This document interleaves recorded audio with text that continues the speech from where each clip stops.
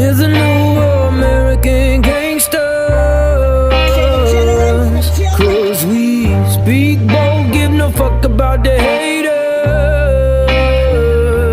It can take freedom from a cold dead hands. We're locked in low for the last days, 'cause we're the new American gangsters, ready to die for this land. Consistent with my real gender.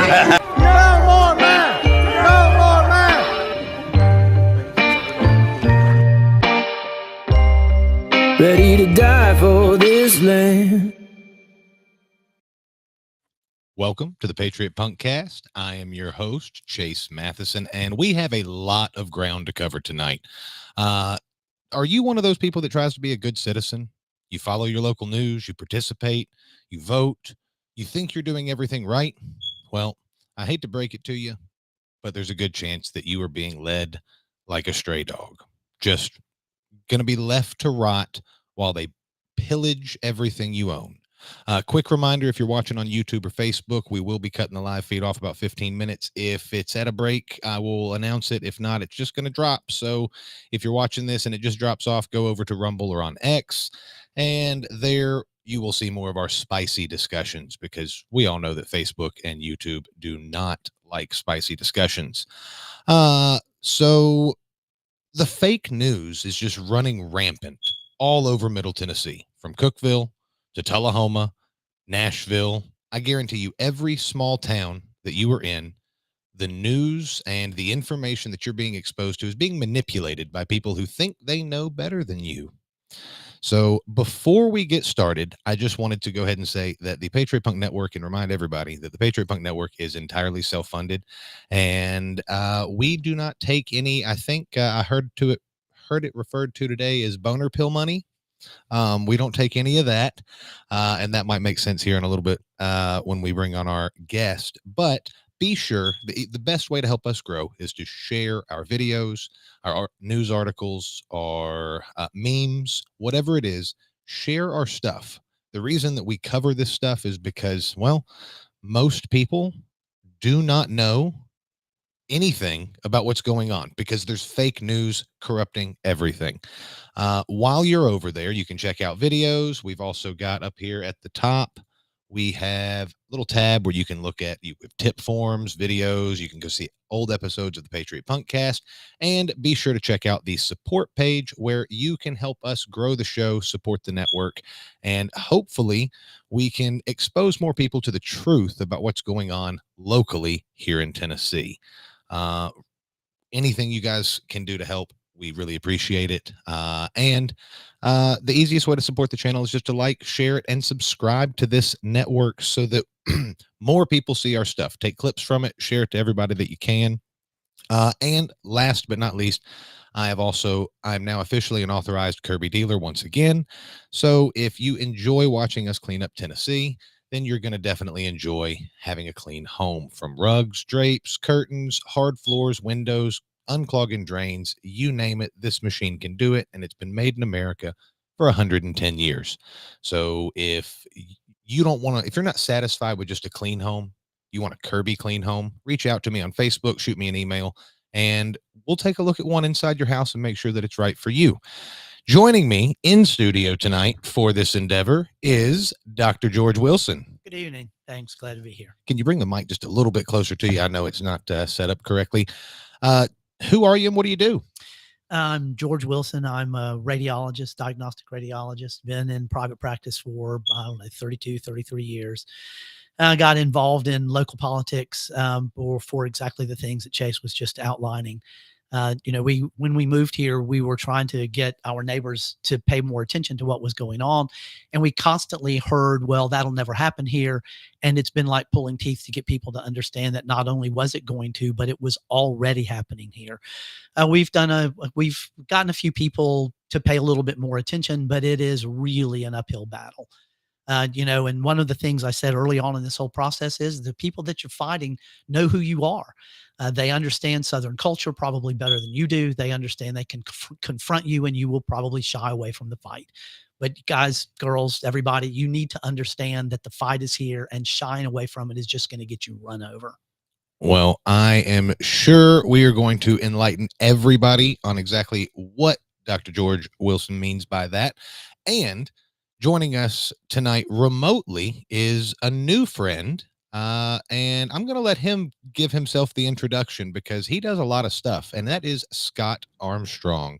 Hold on, Scott. Let me bring you up here where it's who are you and what do you do? What's up, man? Hey, so great to be here. Another Nashvilleian. So I just got to tell this story. Well, I guess I'll tell who I am first. My name's Scott Armstrong. I host and produce a few podcasts. I am a local handyman here in the Middle Tennessee area. That's kind of like my day gig. I run my own handyman business. But when I'm fighting the New World Order, I have my own podcast called Rebunked News. And I'm also one of the heads of the unvaccinated dating site, unjected.com, which we also do a show, the Unjected Show, every Wednesday at 7 on Rumble. So, yeah. I build things and I fight the New World Order. So that's pretty much my job. That is, I have to say that's impressive. And the unvaccinated dating app, how did you come up with that idea? Okay, so I can't take credit for the idea, but so it was a gal named Shelby Hosanna who lives in Maui. She is one of the most hardcore freedom fighters I've ever met in my life. I'll have to get you fixed up with her. She's a great guest. She's just a fantastic person. And she came up with the idea. Basically, once she was reading the Pfizer clinical trial data, seeing how they were saying that men who received the quote unquote vaccine during the clinical trials should abstain from sexual activity, she was like, wait a minute. So that affects like fertility and all this stuff. Like there are all these concerns about fertility, and immediately, there's issues around like, was this going to change people's DNA? Like what at that time we didn't know what was going on. So she decided to create a dating app for other unvaccinated people to meet, to basically continue the proliferation of the human species, having not received the COVID injection. So we say that we're spearheading the repopulation agenda. And I got involved kind of early 2022 to help them start their podcast, help produce, and they invited me to host it. So I got involved with them that way. And then more and more I got involved, and now I'm kind of like helping with a lot of operational stuff. And it's just been a really cool journey, and it's been wild, man. The censorship, the deplatforming, we've been hacked, just like sabotage. Like it's just been a wild ride, but we're still standing. So, and we've had a happy to report. We have lots of, we have several people that have got married. We have several unjected babies. In fact, just about an hour south of here, there's a couple that got married, and I got to go to their wedding, and they're expecting a child in July. And it's just, so it's really an amazing thing to be a part of for sure. So that is, I have to say, the exact opposite of what most mainstream culture is really focused on getting you to do. So exactly. I appreciate you joining us tonight. The first thing that I really wanted to discuss, and normally I have a co-host here, Daniel Wagner. He is visiting family out of state right now. So if you would, everyone, drop him a comment with a middle finger in it or something like that, so that he feels the love in his absence. And we will be checking comments here in just a little bit. But the first thing that I really wanted to discuss tonight is something that a lot of people who have been following me for a while know. In fact, if you, I'm going to go back to my website here. And when we go to the front page, come on, get there. Second video down, there's Putnam County Sheriff's Office exposed. So that was a almost 2-year investigation into the Putnam County Sheriff's Office, which started with them blocking me on social media. Now, the reason that is such an important story is because it is once again in the news. That lawsuit has made the front page in the Herald Citizen. Hold on here, trying to... There we go. I am blind as a bat, guys. So again, shoot Daniel that middle finger. But there is a link right here. Who here is in Cookville? Do you know where Cookville is? Yeah. And I will preface this entire conversation with the fact that I moved here from Oregon in May of 2022. So I am a West Coast refugee. In my defense, not from California, but at the same time, just kidding. But at the same time, I'm still kind of getting acclimated to the local scene, the layout of the land, but also just local politics. So that's why I feel like maybe this is a real blessing coming in contact with you, because you seem to be like, you really have the finger on the pulse of things locally here, which is well. Awesome. I can't do everything, that's for sure. Oh, come on. Well, so we're gonna bring it up here again. It's the lawsuit was, if you were reading the Herald Citizen, the lawsuit was settled. And it says right here, lawsuit against sheriff dismissed. Now, technically, when a lawsuit is settled, it is dismissed. So I thought, well, okay, maybe they're just, being extremely factual here. I'm giving the benefit of the doubt. And, well, it goes through and it describes how Sheriff Eddie Ferris did a fantastic, had been sued a couple of years ago and had filed a motion to dismiss for mootness because now he doesn't allow any comments. And then it talked about the recent Supreme Court decision, Lindke v. Freed, and there was another one. And that Supreme Court decision basically meant there's no more up in the air about this page. So there was going to be a couple of motions, and then likely you would have gotten a judgment. So to save all the litigation expenses and to end them where they currently were, I accepted a settlement, and I framed that settlement right behind me. Nice. Okay. Well, I'm going to grab it real quick so that I can show everybody here. Okay. Right here. Here's the check. Okay. Well, not the actual check, but a copy of the check. I'm not rich enough to where I couldn't cash it. So we're donating it to charity, but it did at least reimburse me for the expenses that I went through in sharing that. Now, bringing back up this article here, there's no mention of it. And when I found out who wrote it, I went to my Facebook Messenger, where the last time there had been a major update in this lawsuit, the Herald Citizen had failed to cover it. And it turns out that the guy I sent my phone number to and who had my phone number and was meant to reach out last time is the same guy that wrote that article.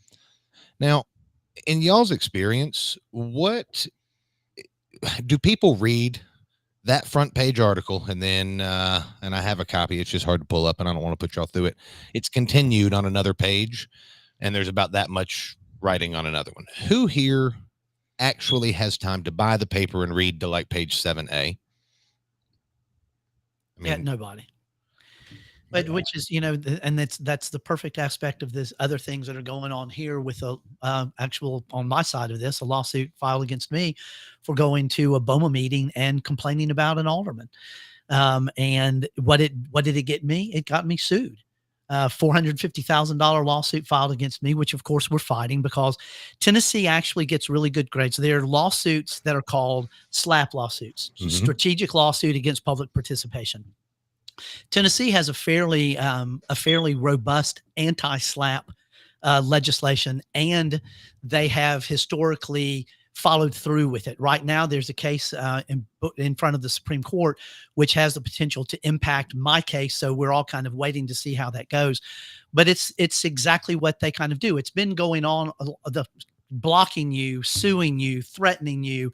It's all the same thing. It's all putting part of the story on, putting the wrong name on it, putting the reality on the 10th page under something that nobody's going to see. It's all part of the same manipulation. The whole thing in the end, we are involved in an information war, and we need to understand that it's a war on all fronts. There are kinetic wars, there are intellectual wars, there are information wars. This is an information and an intellectual war. And we're not doing a real great job of it right now, which is part of what I think is great about what you're doing. And it's part of why I'm here, is to try to get other people to pay more attention. What did that really mean? Did they really tell you the truth? There's a hysterical joke from the 60s that the United States and Russia were in a car race together and the Americans won. Well, back then, the Russians didn't really want to lie, but they wanted to manipulate the truth. So they said that the Americans came in, that the Russians came in second and the Americans came in next to last. Well, exactly. That is factually accurate. But what it tells you has nothing to do with the truth of the situation. So, Scott, you're part of Rebunked News. What do you mean by rebunked? Okay, so this is just a term that I coined basically around the idea that, back in say 2020, for example, or a lot longer than that, but particularly in 2020, some of the things that we were claiming, they were saying that's a debunked conspiracy theory. And then when you fast forward about 6 months and that debunked conspiracy theory is now being reported as fact in the New York Times. So I coined the term going from debunked to rebunked. We're just rebunking all the things that they claim were debunked. So it's just kind of a fun little play on words. So there you go. So you cover mainly like national news stories, don't you? You know, it's been a weird evolution of the show itself. Like these days, I find myself where I'm more trying to offer solutions. I'm like, okay, so we have the problem identified. We know the bad guys. And so what are we going to do about it? You know, you can see like some of my more recent episodes, and it's like, you know, healthy eating, community building, off-grid living, you know, things like that, like just like solutions. But, you know, I'll dip my toe back into like the conspiracy rabbit holes. And, every now and then I'll do a show. It's like a news blitz type of deal. But for the most part, I just try to, you know, when I come across an interesting person that has something interesting to talk about, I try to reach out to them and pull them in. And so from week to week, there's really no, one week I'm talking about 9/11. The next weekend we're talking about homeschooling. And then the next week we're talking about like, you know, like dating, like unvaccinated dating and stuff like that. It's like, yeah, all over the place, but it's a good time. So I'm going to go back to that original topic here in a second, but I have to address Scooter Fi, the $1. I appreciate it for the 9-volt battery that started going off about 20 minutes before the show. I had one 9-volt battery left, and it was hilarious. Corroded in the case. So I don't know how that happened. So we're just living at low rent, we'll say. That's but awesome. The reason I asked about that is, in your experience, have you been following the Trump case? I mean, I think most people have. Yeah, for the most part, just kind of like peripherally, you know, I'm just like, this election, I'm just kind of like sitting on the sidelines laughing my way through it. It's like, it's going to be very entertaining, if nothing else. But yes, but it is, it's like, you know, just the weaponization of the judicial system, which I find extremely alarming. And so, you know, something we should, doesn't matter who you are, whether you're a Trump supporter or not, like everybody should be taking note of it. It's kind of the same thing they did to Alex Jones. You know, it's just this like newfound way that they have found, even though the, you know, the judicial system itself is corrupt, and, you know, it's not always like balanced in how it's rolled out, but particularly now being used as a political tool, it's should be alarming to everybody. I don't care who you are. So one of the things that I think it's always happened. I really do think that it's always been the case, but not to the extreme measures that it is now. Yeah. And the part that really, really bugs me is that everyone is focused on what's going on with Trump. Everyone that I know in Tennessee, and for good reason, has been focused on this Manhattan case. But you know, we're going to get to a story at the end of the show, wrapping back more into Tullahoma, that shows us that we don't really need to worry about Alvin Bragg, because we have our own real life Alvin Bragg here in the South. In fact, we probably got 10 or 12 of them in Tennessee, if not a few more. And the Herald Citizen, going back to that article before we drop Facebook and YouTube, because I do have some people chiming in. Oh, yeah, I forgot about Facebook and YouTube. Hopefully some of my rhetoric here hasn't been too if I get canceled or if I get whatever, but I don't think you've touched on anything that's that's that bad. They allow certain words now. It's just it's when you try to take a position outside of the official narrative as an official statement, or you get millions and millions of shares. So if I get millions of shares and they censor me, well, then, you know, it was worth it. Okay. But the Herald Citizen has for quite some time practiced what I call piss poor biased muffin journalism. Okay, there's a new muffin shop, there's a new donut shop. It's just send us what you want, and then we will write, you know, we'll summarize that and change the wording around and give it a nice fancy headline. And I mean, I should imagine everyone here graduated, you know, school, right? You know, when you had to rewrite something, I hated that in English, where you were like, well, give it a catchy headline. Well, there's a difference between catchy and fake. And our local news stations I don't think we realize how much of your property taxes, how much of the potholes in your road where you have to get your back left tire replaced because your wheel's out of line. I don't think people realize how much that burden actually costs in how they play cover for everyone, if that makes sense. Give us a few examples, George, of what's going on in like Tullahoma in terms of just real short. You don't have to get into, but some of the issues outside of the shredder gate that they've not necessarily have been given fair time in the press locally. Well, I think the biggest issue is the whether there's an equal-handed approach to what is going on. I picked up papers to run for mayor and then didn't run. I still work 10 hours a day, 5 days a week, and cover a small rural hospital in Tennessee on site doing interventional procedures. And I just couldn't wrap my job around trying to be mayor. But what I said in my statement when I did that was that what everybody needed to understand was that we're in a time where, we all think of this whole thing, a government of the people, by the people, and for the people. But when you look around, even in small towns like this, it's a government of the few for their friends. And, I've kind of struggled to try to figure out, what is it, an accolade? Is it an attaboy? Why do people do the things they do? Why do they not do the things they don't do? It's difficult, and I wouldn't begin to accuse anybody of taking money, but it's why does it happen that way? Why does something that is of apparently equal factual basis one gets dismissed, one gets prosecuted, one gets ignored, one gets not just prosecuted but persecuted? I mean, why? How does that happen? I am biased about this because I have been involved in the legal system, both as a physician and as an individual. And I don't want to say that there are no good judges out there, or that the whole system is as bad as it seems to be. But part of what you've got to understand is our legal system is designed to be adversarial. So it's used that way. An adversarial environment means that it's always a war. It's always a weapon. I think that's why whenever you talk to a lawyer, especially people who reach out to me because they were unlawfully arrested or something like that, the first thing the lawyer tells you to do is shut your trap. And it's not that they're really worried about you saying something as long as you're telling the truth.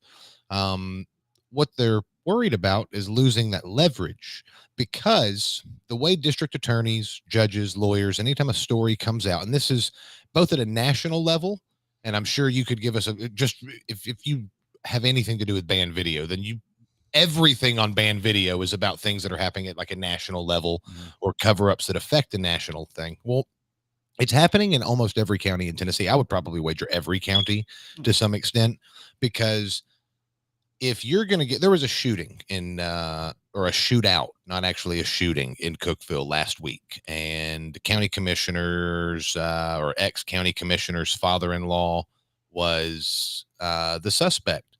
Well, I found out Nick Bear from News Channel 5, Perez, whatever you want to call him, he provided a little cover, calling the sheriff a hero for going in and basically walking in the front door and taking the guy out. Unfortunately, my sources have now revealed that he put him in the front seat of his car, unhandcuffed, with Bob Crabtree in the back, drove him to the office, had a meeting in the sheriff's office, which is like, you can't get to the sheriff without an appointment. So they went and had a conversation, probably turned on that recorder under his desk. And then they took him to booking. Guess what they found in booking? A gun. So that part of the story won't ever make it out, though, because it's going to affect it's going to tarnish the shield of the sheriff. And as you'll see in Putnam County Sheriff's Office Exposed, PCSOexposed.com, the sheriff has already essentially, I don't want to say threatened, that's a poor use of words, but has essentially, I guess, dangled that carrot over their head. Quote, "I thought we agreed you weren't going to publish any more bullshit." Now, you live in Nashville, Scott, right? Yes, sir. So if somebody came up to you, let's say someone important, and said, hey, I thought we agreed you weren't going to publish any more bullshit, would you take that as, oh, I shouldn't have done that because now they're not my friend anymore? Well, it depends on whose definition of bullshit we're talking about. Like, if it's their definition of bullshit and it's, So I'm going to go ahead and drop Facebook